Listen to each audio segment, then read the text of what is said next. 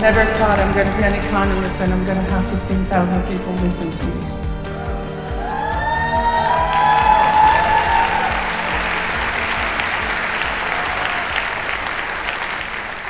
Thank you very much for having me here today, Ricardo. It's a great opportunity to face the world for something really important. As you've heard throughout my career, I've had the opportunity to create results that unleash prosperity, that change society to become more modern. And I was able to do that because I focused in changing the rules that block markets, block society, and many times, often, block countries and generate informality. You see, the rules are supposed to be representing society demands. And they're supposed to be constantly changing, so they represent the changing demands that society has and the citizens have. Now, when rules, and as a result, the status quo, does not flexibly adapt to these changing demands, then we have a problem. Then we start having frictions. Then we start having social discontent. And then we actually also start having a lot of issues related to economic crisis, marginalization. But today, the most prominent global issues that concern world leaders and decision makers are the issues that we've talked a lot about the last 3 days. Artificial intelligence, global warming, crisis in democracy, inflation. They're really important issues. They're really important challenges.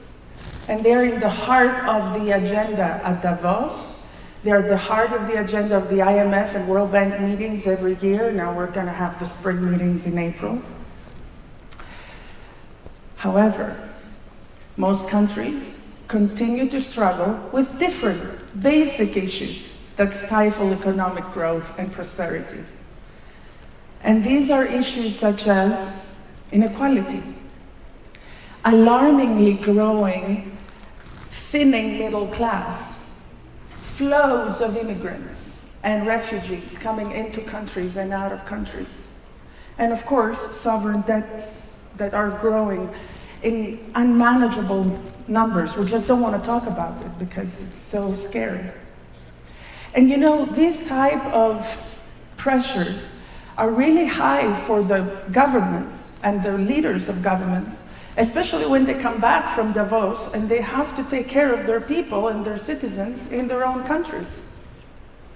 And it's really interesting because in this picture that I just tried to describe, there is one fundamental challenge that is almost always ignored. And that one is the challenge of informality. Informality, a word that we use very often. It is really a condition of insecurity, and it is always invisible. And for this reason, we try to make it understandable, right? So we say, we confuse informality and we say it's actually poverty, or it's tax evasion, or it's illegality. But it's not. It's none of the three things I just mentioned. Do you know what informality is? Informality is totally undocumented or badly documented humans and their own little basic assets they have, let's say their home. And if you have such bad documentation, that's when you start having an increase in vulnerability, an increase in the risk, and you know the most important part, an erosion of trust in society. Did you know that 2 out of 3 people on the planet live in this ecosystem that I just described? 70% of the world's population. And they have rights, but they're not universal. Their properties, their identities, their contracts, they're not recognized formally by the state. So that creates this inability to actually be able to prove that most critical things, such as who am I, right? What do I own? What is it owned to me? How could I explain it better by just telling you that informality is also not a situation that handles only poor countries or third world countries. It does not discriminate. It goes for those who are educated and those who are not educated, those who are poor and those who are rich. I met in 1993 a lady called Tia Toro in Peru. She needed to show 9 certifications to prove her existence, let alone that she needed to wait at least 30 years to have her little shack that she had on a piece of land of 90 square meters. She had to wait about 30 years to have some sort of a formal title or registration. Okay? But then, I will take you to the European Union. I'm not going to name the country. There are 28. You can choose. So, the name of this lady is Ellie. She's a grandmother. She's very well educated. She speaks several languages. She has a proper identity card. 1, not 9. She actually has a passport. She travels a lot. She had to spend, however, 11 long years fighting in the court systems of her country to prove that the property that she was living in, her father was living in, and her grandfather was living in, all the papers were correct. 11 years in a European Union country.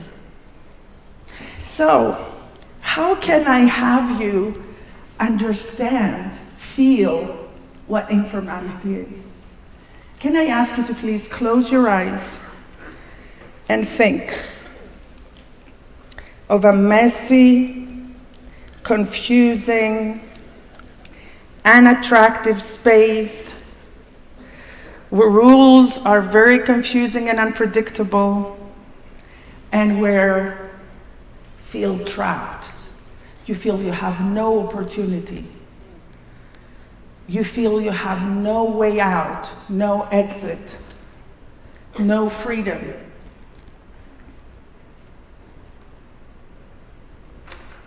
This is informality. It's a corrosive societal disease. It undermines everything, every fabric of our society. It undermines our humanity. And you know what? It's contagious. It's contagious to the 30% who think that are formal. Ask a Greek who has received, all these economic crises, and on top of it, a lot of unexpected migration coming in. It's not easy to resolve. And it puts at risk all the prosperity we have worked for, and it puts at risk the humanity we have been developing. I created a method called reality check. And this method was a way to resolve informality. Because I believe that there is no way that just to change right now the status quo and the rules that we have, there is no option.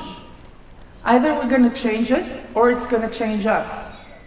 Reality check is a system that goes outside the traditional economic paradigm. And this system unlocks every single regulation and creates one unique record of who we are and what we own. We have applied it, and it works. In more than 25 years that I've worked on it, we have plenty of success stories to present. And what is interesting is that there are some menu items that could be used. So what do you need for RCA? You need unstoppable leadership with a vision in politics, in economics, and in the financial world. You need appetite for reform. You really need to be hungry. You really need to want to do that change. You cannot have that change imposed. You need to want to do it. And you need to have curiosity, you need to have a discipline, and you need to have patience.